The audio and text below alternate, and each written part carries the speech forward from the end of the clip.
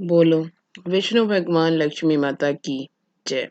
आज मैं माघ मास महात्म्य अध्याय 13 का गुणगान करती हूँ। अगर आपको अच्छा लगे तो लाइक शेयर सब्सक्राइब जरूर कीजिएगा।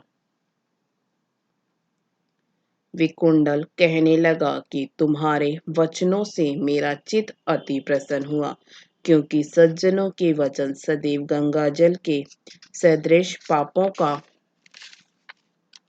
नाश करने वाले होते हैं। उपकार करना तथा प्रिय बोलना सज्जनों का स्वभाव ही होता है। जैसे अमृत मंडल चंद्रमा को भी ठंडा कर देता है। अब कृपा करके यह भी बतलाइए कि किस प्रकार मेरे भाई का भी नरक से उद्धार हो सकता है। तब दूत कुछ देर ज्ञान दृष्टि से विचार कर मित्रता रूपी रास्ते से बंधा हुआ बोला कि हे वैश्य, यदि तुम अपने भाई के लिए स्वर्ग की कामना करते हो तो जल्दी ही अपने 8 जन्म के पुण्य फल को उसके निमित्त अर्पण कर दो। तब विकुंडल ने कहा कि हे दूत, वह पुण्य क्या है और मैंने कौन से जन्म में और कैसे किया है, सो सब बतलाओ।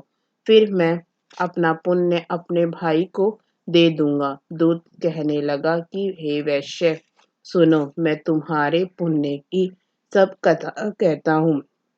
पूर्व समय में मधुबन में शाल्की नाम का एक ऋषि था। वह बड़ा तपस्वी, ब्रह्मा के समान तेज वाला, नवग्रह की तरह उसकी स्त्री रेवती के 9 पुत्र थे, जिनके नाम ध्रुव, शशि, बुध, तारा, ज्योतिमान थे। इन पांचों ने गृहस्थ आश्रम धारण किया तथा निर्मोह, जितमाय, ध्यान निष्ठ और गुणात्मक यह चारों संन्यास ग्रहण कर वन में रहने लगे। यह शिखा सूत्र से रहित पत्थर और सोने के समान समझते थे।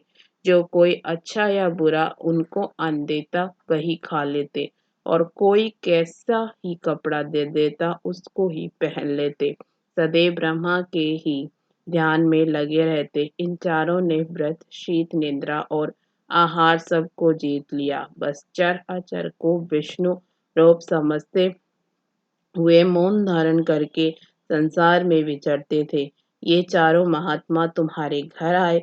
जब तुमने मध्याह्न के समय भूखे प्यासे इनको आंगन में देखा तो तुमने गदगद कंठ से आंखों में आंसू भरकर इनको नमस्कार करके इनका बड़ा आदर सत्कार किया। इनके चरणों को धोकर बड़े प्रेम से तुम इनसे कहने लगे कि आज मेरे अहोभाग्य हैं, आज मेरा जन्म सफल हुआ। मुक्त पर भगवान प्रसन्न हुए, मैं सनाथ हुआ। मेरे माता पिता, पत्नी, पुत्र, गो आदि सभी धन्य हैं, जो आज मैंने हरि के सदृश आपके दर्शन किए।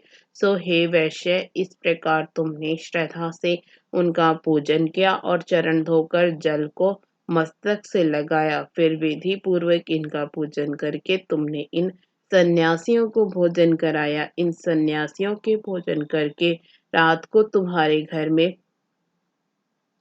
विश्राम किया और ब्रह्मा के ध्यान में लीन हो गए।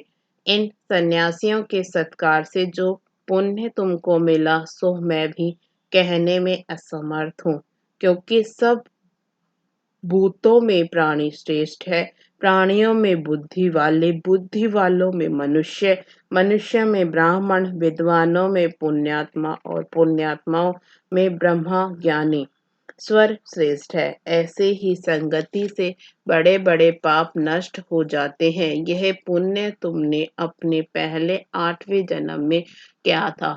सो यदि तुम अपने भाई को नरक से मुक्त करना चाहते हो तो यह पुण्य दे दो।